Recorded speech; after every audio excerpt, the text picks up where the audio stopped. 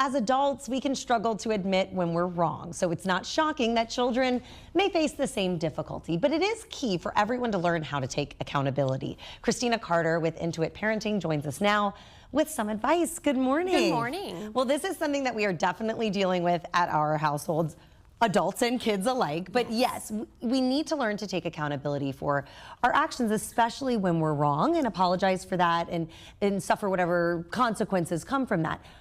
What can parents do to help their kids understand this concept? Because I don't think it's maybe intuitive to a child that they need to take accountability. Instead, they kind of try to hide it. That's right. Yes, we want to see our kids take responsibility for their own mistakes and hurtful behavior. But if they don't, we may feel worried that we've done something wrong to teach them that, or that they'll never learn this skill.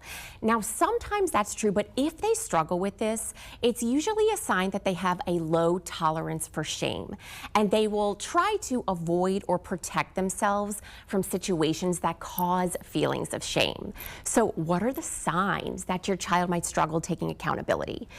They might deny things, say, no, I didn't, that didn't happen. Yeah. They might try to escape and say, can I go to the bathroom? They might blame others, say it was an accident, avoid, dismiss, change the subject, or they might get defensive and say, I don't want to talk about it. And then what we do, we lecture, we get stern, we get frustrated, we punish, or we just ignore or shut down in response to their lack of accountability because we don't really know what else to do. So is there something that we've done, because I've seen all of these things at my house with the 5 girls. Is there something that we've done as parents to make them feel ashamed of making mistakes? Have we been too hard on them, or is this just something some kids are different? It is sometimes. So sometimes parents might do things very subtly that they don't realize. And a lot of it has to do with their own kind of behaviors when they make mistakes. Okay. And modeling that. But sometimes it is just kids, they are just predisposed to having more of a low shame tolerance. So I would say a tip for parents would be for parents to help their kids expose them to the discomfort, micro exposure to the discomfort. This builds their capacity to tolerate discomfort, especially when they can reach a feeling of security during it. And then after pointing out, see, you're safe, nothing bad happened, you got through it. What would be an example? I know, one of my daughters is very, very shy. So we've tried to encourage her to go up and check out her own book at the library or make an order at a coffee shop. Would those be examples of discomfort? Yes, exactly. So yes, other examples would be helping them admit their mistakes or confronting a friend they are at odds with. Maybe role play with them or practice a scenario.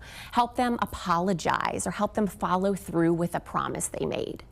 I would say another thing for parents is to model accountability, kind of what I touched on earlier. So saying something like, I made a mistake when I chose to do XYZ. This is what it caused. This is what I learned, and here's what I'm going to do differently next time. Speaking this way regularly in your home takes the stigma out of making mistakes and reduces intentional hurtful behavior. Right, so then you're saying, like, I can also show you how I make mistakes and I can apologize for them and take accountability. Right. It kind of models it for them as well. That's right. It's showing how one's actions also affects another. And what you're actually really showing them on a deeper level is, I survived an uncomfortable, difficult moment and I'm still okay. I'm still lovable even when I make a poor choice. And that is really important for our kids to understand. I love all of those tips. Thank you so much. I really appreciate it, Christina. Welcome.